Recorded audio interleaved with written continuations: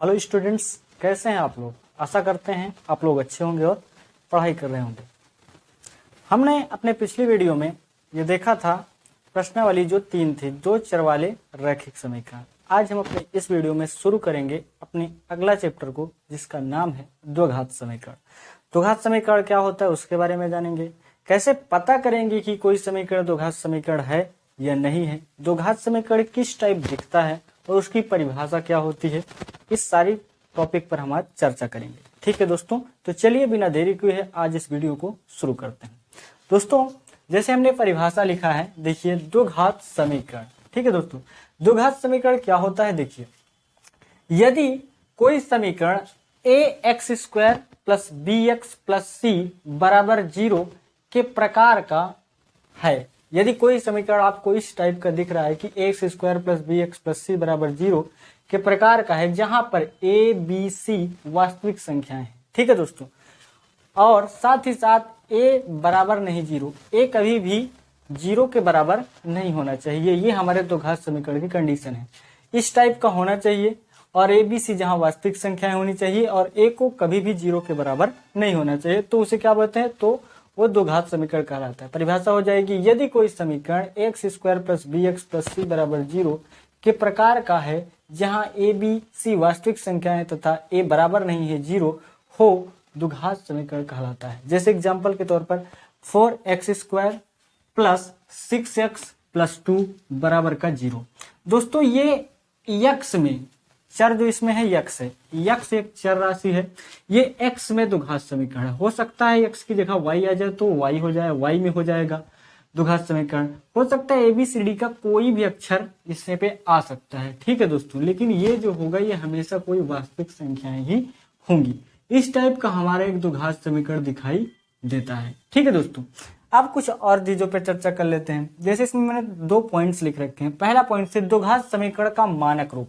मानक रूप मतलब होता है जनरली जो होता है हमारा द्विघात समीकरण कैसे दिखेगा, उसका स्टैंडर्ड फॉर्म क्या होता है। तो इस टाइप का हमारा द्विघात समीकरण हमेशा आपको नजर आएगा। यदि आपको कोई समीकरण को पता करना है कि वह द्विघात समीकरण है या नहीं, तो आपको उसको इस रूप में बनाना होगा, जिससे आपको पता चलेगा कि वह द्विघात समीकरण है या नहीं। यदि कोई समीकरण इस टाइप का बन जाएगा तो द्विघात समीकरण होगा। इसलिए इसे कहते हैं ये द्विघात समीकरण का मानक रूप है। ठीक है दोस्तों, इसमें भी a को कभी भी 0 के बराबर आपको नहीं रखना है। क्यों नहीं रखना है, उसका कारण ये है कि यदि यहाँ पर a बराबर आप 0 रख देंगे तो 0 यहाँ हो गया और x², 0 का x² के साथ गुणा हो जाएगा तो वो 0 हो जाएगा।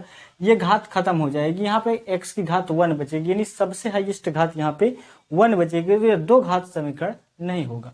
ऐसा क्यों होगा, देखिए मैंने आगे लिखा है इसका रीजन। द्विघात समीकरण किसी द्विघात बहुपद को किसी संख्या के बराबर रखने पर प्राप्त होता है। मतलब कोई भी द्विघात बहुपद लीजिए, अगर वो किसी संख्या के बराबर है हमारा द्विघात बहुपद, तो क्या कहलाएगा, द्विघात समीकरण कहलाएगा। ठीक है दोस्तों, इसीलिए क्या हो जाएगा, अगर a बराबर आप 0 रख देंगे तो सबसे जो इसमें हाईएस्ट घात है वो क्या हो जाएगी, 1 बचेगी, क्योंकि ये तो पूरा 0 हो जाएगा। इसलिए द्विघात समीकरण नहीं कहलाएगा। इसलिए हम a को कभी भी 0 के बराबर नहीं रखते हैं। ठीक है दोस्तों, तो ये थी हमारी द्विघात समीकरण की परिभाषा और उसका परिचय। क्या होता है द्विघात समीकरण, किस टाइप का दिखता है, ये हमने जान लिया।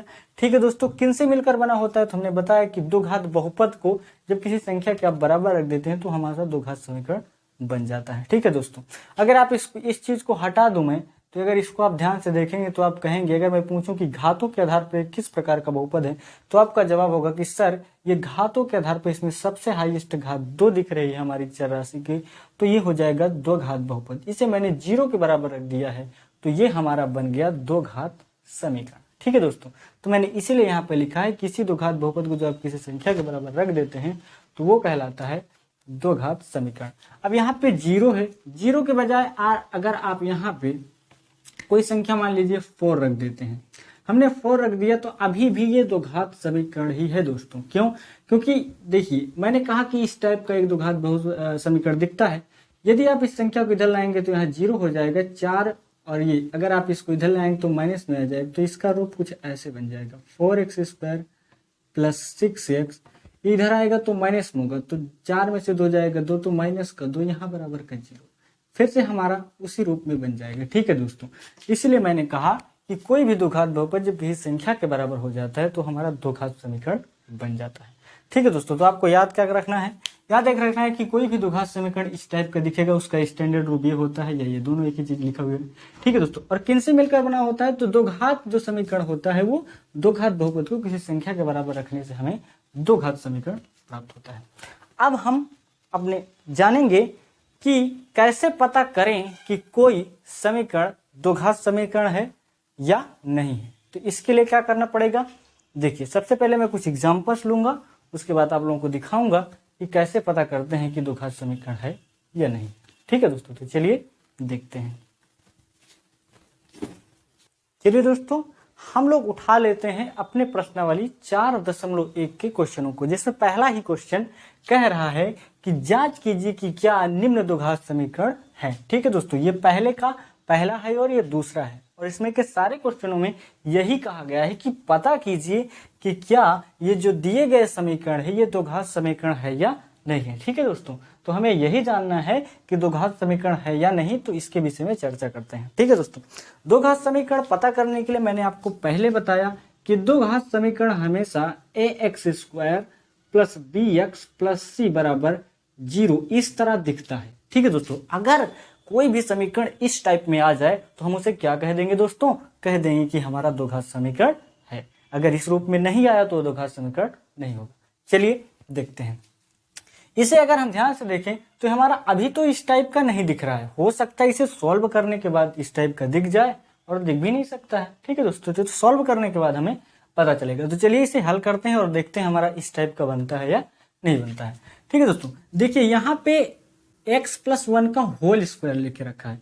यदि आप लोगों ने पढ़ा है a प्लस बी का होल स्क्वायर, तो आप पाएंगे कि इसका फार्मूला होता है a² plus b² plus 2ab। ठीक है दोस्तों, तो ये है a की जगह यहाँ पे x है और b की जगह यहाँ पे 1 है। हम इसी फार्मूले से इसको तोड़ देते हैं।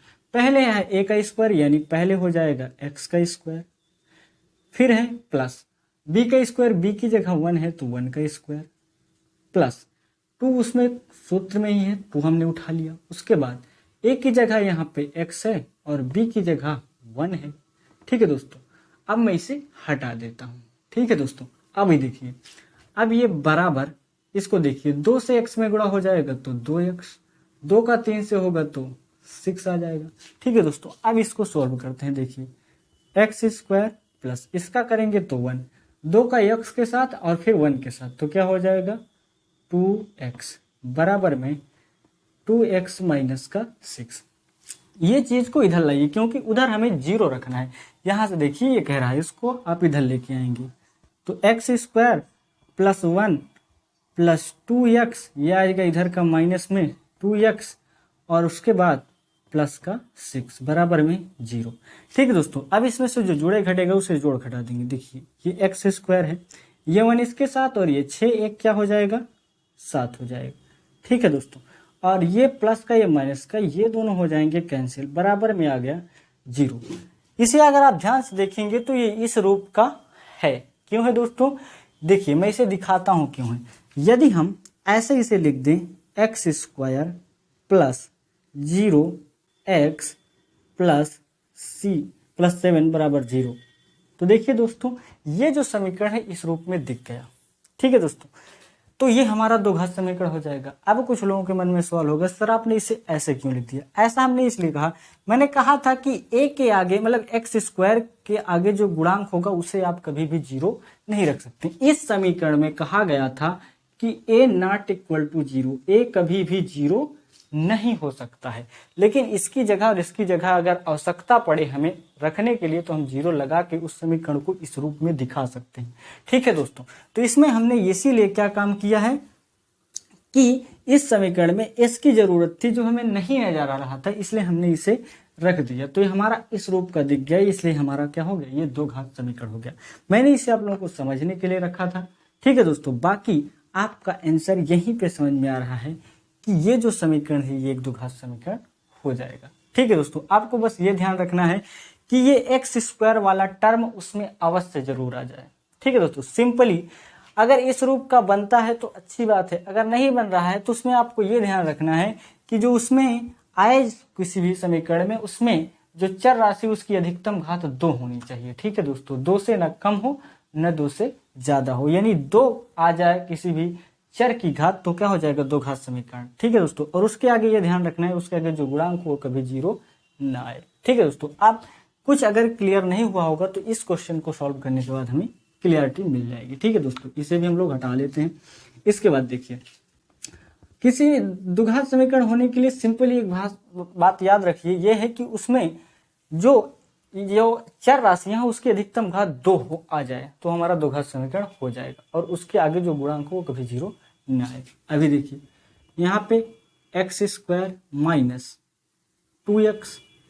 ठीक है दोस्तों, अभी देखिए माइनस का प्लस के साथ क्या हो जाएगा, माइनस 2 तिया 6, माइनस माइनस प्लस 2 का x के साथ हो जाएगा 2x। इस सबको इधर उठा लाते हैं। ठीक है दोस्तों, अब देखिए x² माइनस का 2x, यह आ जाएगा प्लस का 6, यह आ जाएगा माइनस का 2x, इधर आ गया बराबर का 0। अब देखिए x² माइनस माइनस जुड़ जाएंगे तो माइनस का 4x प्लस का 6 बराबर का 0। ये तो हमारा इस रूप का दिख ही रहा है, इसमें तो कोई टेंशन लेने की बात ही नहीं है। ठीक है दोस्तों, देखिए ध्यान से, अगर आप कंपैरिजन करेंगे तो एक यहाँ 1 है। ठीक है दोस्तों, जहाँ पर कुछ नहीं होता हुआ वहाँ 1 होता है, मैंने पहले ही बताया। ए की जगह पे 1 आपको मिलेगा, बी की जगह -4 है, सी की जगह 6 है। ये जो समीकरण इस रूप का दिखेगा, ये तो ये दो घात समीकरण हो ही गया। ठीक है दोस्तों, तो क्या हो जाएगा, ये दो घात समीकरण है। अगर मान लीजिए यहाँ पे ये संख्या गायब हो जाती, ये पूरी संख्या गायब हो जाए, मान लीजिए कि अगर ये पूरी संख्या ही यहाँ पे ना हो, तब भी ये दो घात समीकरण कहलाएगा, क्योंकि इनके जगह हम 0 लगा के लिख सकते हैं। ठीक है, मतलब ये वाला भर गायब नहीं होना चाहिए, जो सबसे हाईएस्ट घात वाला हो वो गायब नहीं होना चाहिए। ठीक है, यहाँ तो ये पूरा आ ही रहा है तो हम इसे लिख देंगे। ठीक है दोस्तों, ये हमारा हो जाएगा दो घात समीकरण, लिख देंगे ये दो देंगे, चूंकि यह ax² plus bx plus c बराबर 0 के प्रकार का है, के प्रकार का है, इसलिए यह द्विघात समीकरण है। ठीक है दोस्तों, यह x² plus bx plus c बराबर 0 के प्रकार का है, इसलिए यह द्विघात समीकरण है। इसी प्रकार इसमें भी लिख देंगे, चूंकि यह ax² plus bx plus c बराबर 0 के प्रकार का है, इसलिए यह द्विघात समीकरण है। ठीक है दोस्तों, ये दोस्तों अब हम लोग देखते हैं क्वेश्चन नंबर तीसरा और चौथा। अभी ये पहले का तीसरा और चौथा देखना है, इसे भी पता करना है कि द्विघात समीकरण है या नहीं, तो बस वही काम करना है। देखिए यदि आप इसको ध्यान से देखेंगे तो x+1 इधर भी, x+1 इधर भी, इधर ये गुणे में, अगर आप इसे उधर भेजेंगे तो ये भाग में जाएगा, इसके नीचे जैसे ही जाएगा तो x+1 से कैंसिल हो जाएगा। ठीक है दोस्तों, तो चलिए इसे दिखा लेते हैं। x-2 बराबर x+1 और x+3, ये गुणे में था, इधर नीचे चला आया भाग में, x+1, ये और ये कैंसिल हो गए, बचा हमारे पास x-2 और बराबर में इधर बच रहा है x+3। ठीक है दोस्तों, सबको इधर लाते हैं, x-2 माइनस में x माइनस में 3 बराबर में 0, प्लस माइनस ये हो जाएगा कैंसिल, 3 2 5 माइनस का 5। ठीक है दोस्तों, इसमें x की जो हाईएस्ट घात वाला 2 है वो तो हमें कहीं नजर ही नहीं आ रहा है, इसलिए हम लिख देंगे चूंकि यह ax² plus bx plus c बराबर 0 के प्रकार का नहीं है, के प्रकार का नहीं है। ठीक है दोस्तों, नहीं है, इसलिए द्विघात समीकरण नहीं है, द्विघात समीकरण नहीं। ठीक है दोस्तों, देखिए ध्यान से, ये द्विघात समीकरण तभी होता है जब हमारा इस टाइप का बचता है। इसमें तो मात्र केवल -5 आ रहा है। ठीक है दोस्तों, अगर ये सारे नंबर्स ना आते, खाली x² वाला भी आ जाता, तब भी हम इसे द्विघात समीकरण कह देते, लेकिन यहाँ पे नहीं आ रहा है तो ये द्विघात समीकरण नहीं होगा। चलिए अब हम लोग इसको चेक करते हैं, देखिए ध्यान से। अब इसको इसमें गुणा कराएंगे, 2 का x के साथ होगा 2x और x का x के साथ x²। इसके बाद 2 का 3 के साथ हो जाएगा 2 3 6 और साथ में x। ठीक है दोस्तों, पहले आप इससे इसमें पूरे में करा चुके हैं, अब इस 1 से इस पूरे में कराएंगे। 1 का x के साथ होगा तो x आ जाएगा, 1 का -3 के साथ होगा तो -3 आ जाएगा। अब इधर देखिए, x का x के साथ कराएंगे तो x² मिलेगा, x के 5 के साथ कराएंगे तो 5x मिलेगा। सबको इधर लाइए। ठीक है दोस्तों, सबको एक साइड कर लेते हैं। 2x² - 6x प्लस x - 3 इसको लाएंगे तो x² माइनस का 5x बराबर 0। देखिए ध्यान से, 2x² में से एक x² घट गया तो यहाँ पे बचेगा x²। 6x माइनस का है और ये माइनस का 5x है, 6 और 5 11 हो जाएगा, 11 में से एक चला जाएगा तो बचेगा माइनस का 10x। ठीक है दोस्तों, और बचा माइनस का 3 बराबर का 0। आप ध्यान से देखेंगे तो ये ax² plus bx plus c बराबर 0 के प्रकार का हमें दिख रहा है। ठीक है दोस्तों, क्योंकि लिखेंगे यह ax² plus bx plus c बराबर 0 के प्रकार का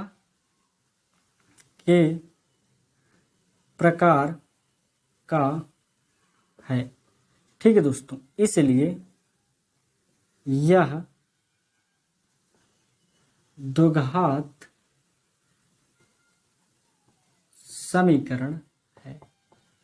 कुछ लोगों को ये कंफ्यूजन मत हो कि यहाँ पे प्लस है, यहाँ पे माइनस है, यहाँ पे प्लस है माइनस। प्लस माइनस से कुछ नहीं होता मेरे भाई, सिर्फ और सिर्फ ये इस टाइप का दिख रहा है या नहीं, प्लस माइनस से कोई फर्क नहीं पड़ता। हमें ये देखना है कि इस टाइप का ये बन रहा है या नहीं। यहाँ आप देखेंगे तो, क्योंकि अगर आप इसे लिखना चाहते तो इस तरह से इसे लिखा जा सकता है। देखिए कैसे, अगर मैं इसे लिख दूं x²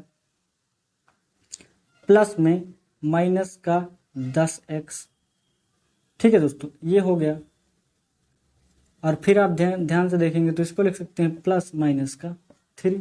ठीक है दोस्तों, क्योंकि कहा गया है ए बी सी तीनों वास्तविक संख्या हो सकती है, तो ये भी वास्तविक संख्या, ये भी वास्तविक संख्या, तो कोई दिक्कत नहीं। प्लस माइनस से आप लोग घबराने की कोई जरूरत नहीं है, बस आपको देखना है कि इस टाइप का ये दिख रहा है या नहीं। ठीक है दोस्तों, अब चलिए हम लोग देखेंगे। चलिए दोस्तों, अब हम लोग देखते हैं 5वां नंबर। 5वां में ये दे रखा है, इसे सॉल्व करते हैं। देखिए, इसका पहले इससे गुणा कराएंगे।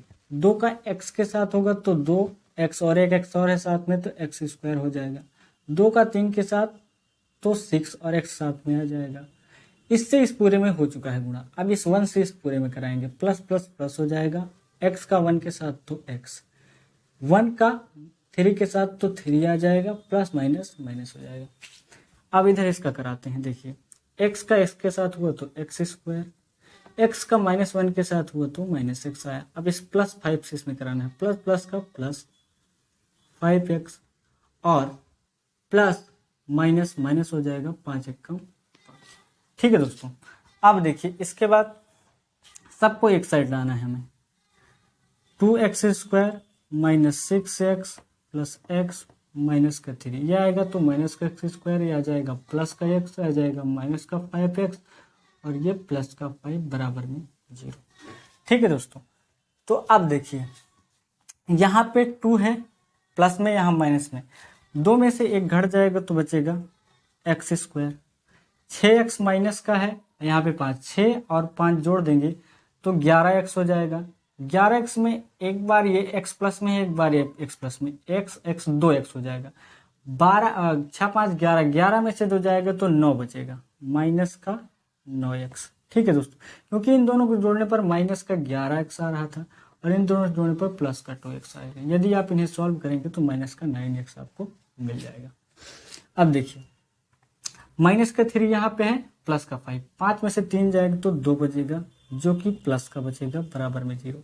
अगर आप इसे ध्यान से देखेंगे तो ये भी हमारा ax square plus b x plus c बराबर 0 के प्रकार का है, इसलिए यह भी क्या हो जाएगा, एक दो घात समीकरण हो जाएगा। इसमें भी आप लोग लिख लेंगे, क्योंकि यह ax square plus b x plus c बराबर 0 के प्रकार का है, इसलिए यह एक दो घात समीकरण होगा। चलिए अब हम लोग देखेंगे क्वेश्चन नंबर जो इसमें का है 6। ठीक है दोस्तों, देखते हैं हम लोग क्वेश्चन नंबर 6 को। क्वेश्चन नंबर 6 में क्या है देखिए, ये हो गया 5 और ये हम देख रहे हैं 6। ठीक है दोस्तों, 6 में क्वेश्चन लिख ले रहा हूं, x square plus 3x plus 1, x square plus 3x plus का 1 और बराबर में है x माइनस 2 का होल स्क्वायर। ठीक है दोस्तों, इसे भी हमें चेक करना है। चलिए चेक कर लेते हैं, एक बार क्वेश्चन देख लेते हैं सही है या नहीं। X square plus 3x plus 1 x minus 2 का होल स्क्वायर। ठीक है दोस्तों, चलिए अब हम लोग देखते हैं इसे। इसको एज इट इज लिख लीजिए, x square plus 3x plus 1 बराबर, इसका तोड़ेंगे a माइनस बी के होल स्क्वायर से, तो एक्स स्क्वायर प्लस का 4 माइनस का 4x, सबको एक साइड लेकर आएंगे तो x square plus 3x plus का 1 माइनस का एक्स स्क्वायर, ये इधर आएगा तो माइनस का 4 इधर आएगा तो 4x, प्लस का है ये माइनस का, ये कैंसिल हो जाएगा, 4 और 3 जोड़ करके 7x बना देगा। ठीक है दोस्तों, और माइनस का 4 और 1 जुड़ेगा तो माइनस का 3 आपको देगा बराबर का 0। दोस्तों इसमें हम देखते हैं कि जो एक्स स्क्वायर वाला टर्म है वो गायब है, वही तो हमारा मेन है, जो वो गायब हो गया तो ये हमारा द्विघात समीकरण रह ही नहीं जाएगा। ये सारे ना होते, अगर वो अकेला होता तब भी द्विघात समीकरण कहलाता। ठीक है दोस्तों, तो ये हमारा चूंकि लिखेंगे, चूंकि यह ए square plus B plus c बराबर 0 के बराबर टाइप का ये द्विघात समीकरण नहीं है, मतलब कि a x square plus b x plus c बराबर 0 के प्रकार का नहीं है, इसलिए यह द्विघात समीकरण नहीं होगा। ठीक है दोस्तों, अब हम लोग देखते हैं इसमें का क्वेश्चन नंबर जो दिया हुआ है 7वां।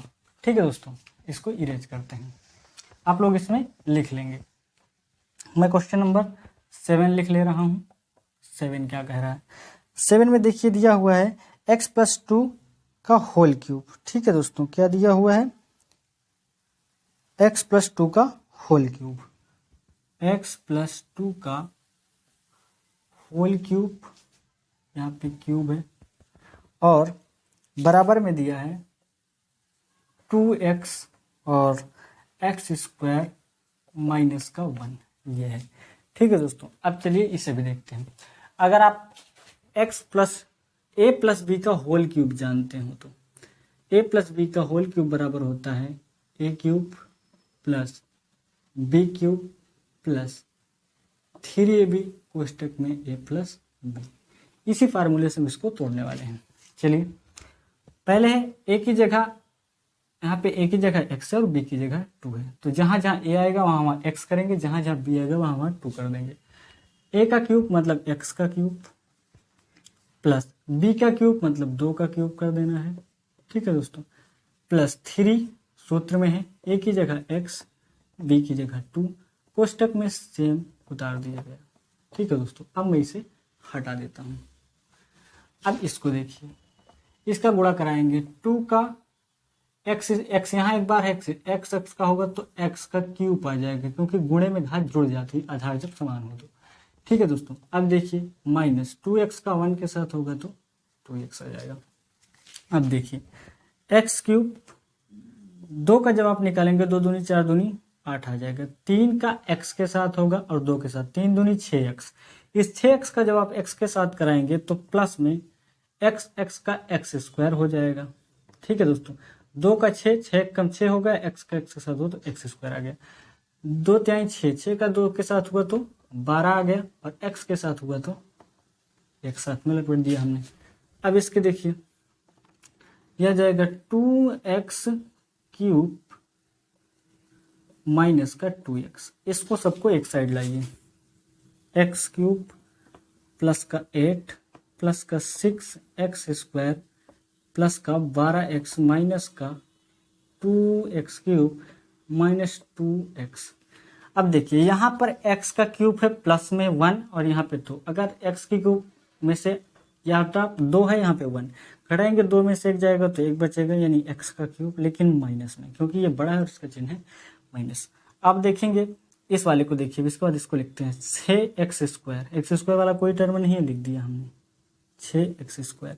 इसके बाद x वाला टर्म देखिए ये है, 12 में से 2 घटा दीजिए तो बचेगा आपका 10x। ठीक है दोस्तों। उसके बाद 8 ये है और कोई संख्या नहीं है, प्लस का 8 बराबर का 0। हम यहाँ देखते हैं कि यहाँ पर हाईएस्ट घात 3 आ गई है, तो हो गया त्रिघात बहुपद। त्रिघात बहुपद से हमारा द्विघात समीकरण बनता ही नहीं। अगर वैसे भी देखें तो ये ax² plus bx plus c बराबर 0 के प्रकार का नहीं है, इसलिए यह द्विघात समीकरण नहीं होगा, क्योंकि इसमें हाईएस्ट घात 3 आ रही है। ठीक है दोस्तों, तो यहाँ हो जाएगा द्विघात समीकरण नहीं है, इसे लिखेंगे चूंकि यह ax² plus bx plus c बराबर 0 के प्रकार का नहीं है, इसलिए यह द्विघात समीकरण नहीं होगा। अब हम लोग देखेंगे क्वेश्चन नंबर 8वें को। ठीक है दोस्तों, तो चलिए इसे मैं इरेज करता हूँ और क्वेश्चन नंबर इसमें का 8वां जो है उसे लिखते हैं। ठीक है दोस्तों, देखिए क्वेश्चन नंबर 8 में क्या कहा गया है, हम लोग देख लेते हैं 8वां, और ये इस क्वेश्चन नंबर 1 का अंतिम क्वेश्चन है। ठीक है दोस्तों, चलिए देखते हैं हम लोग। इसमें दिया हुआ है x³ minus 4x² x³ minus 4x² और minus x plus 1 minus x plus 1 बराबर में है x माइनस 2 का होल क्यूब, x माइनस 2 का होल क्यूब। ठीक है दोस्तों, अब देखिए आगे हम लोग चलते हैं। सबसे पहले इसे आप वैसे रहने दीजिए, इसे तोड़ना है हमें। इसे लिख लेंगे x³ minus 4x² minus x plus का 1 बराबर। अगर आप इसे देखेंगे ध्यान से तो a माइनस बी का होल क्यूब लिखा है, a माइनस बी का whole cube, a minus B का होल क्यूब। ये फार्मूला होता है a³ माइनस का b³ माइनस 3ab कोष्टक में a माइनस b। ये होता है हमारा formula, a³ minus b³ minus 3ab कोष्टक में a माइनस b। बस इसी की मदद से हमको तोड़ना है। जहां जहां a आएगा वहां वहां हम लोग x लेंगे, जहां जहां b आएगा वहां पे 2 लेना है। ठीक है दोस्तों, चलिए देखते हैं। इसको थोड़ा सा मैं नीचे लिखता हूं, ये a माइनस बी का होल क्यूब, a³ माइनस का b³ माइनस का 3ab कोष्टक में a माइनस b। देखिए x का क्यूब करेंगे, फिर माइनस 2 का क्यूब कर देंगे क्योंकि b की जगह 2 है, उसके बाद माइनस का 3 कोष्टक में और 2 इंटू a, ये हो जाएगा। इसके बाद कोष्टक में x माइनस 2 लिख देंगे। अब इसे मैं हटा देता हूँ। ठीक है दोस्तों, अब देखिए x³ minus 4x² minus x plus 1 बराबर 0। x³ माइनस इसका हो जाएगा 8, 3 दूनी 6, 6 का यहाँ पे 1 है, 6 का 1 से कराएंगे तो 6 आ जाएगा, और x का x के साथ होगा तो x²। 3 दूनी 6, माइनस माइनस का हो जाएगा प्लस, 6 का 2 से होगा तो 12 और साथ में x। सबको एक साइड ले लेंगे। x³ माइनस का 4x² माइनस का x प्लस का 1, यह आ जाएगा इधर माइनस में x³ प्लस का 8 प्लस का 6x² माइनस का 12x बराबर का 0। अब देखिए x³ प्लस में x³ माइनस में ये कैंसिल हो जाएगा। माइनस का 4x² प्लस का 6x², 6 में से 4 घट जाएगा तो बचेगा 2x²। ठीक है दोस्तों, माइनस का x यहाँ पे है और माइनस का 12x है, 12 और 1 यहाँ पे 13, माइनस का 13x। 1 यहाँ पे 8 1 9 हो जाएगा और कोई संख्या बच रही है प्लस का 9 बराबर का 0। ध्यान से देखेंगे तो हमारा ax² plus bx plus c बराबर 0 के प्रकार का है, इसलिए यह क्या हो जाएगा, यह द्विघात समीकरण हो गया। ठीक है दोस्तों, तो इस प्रकार से हम जांच करते हैं कि कोई समीकरण द्विघात समीकरण है या नहीं है। यदि वो ax² plus bx plus c बराबर 0 के प्रकार का आ गया तो द्विघात समीकरण होता है, अन्यथा कोई भी समीकरण द्विघात समीकरण नहीं होता है।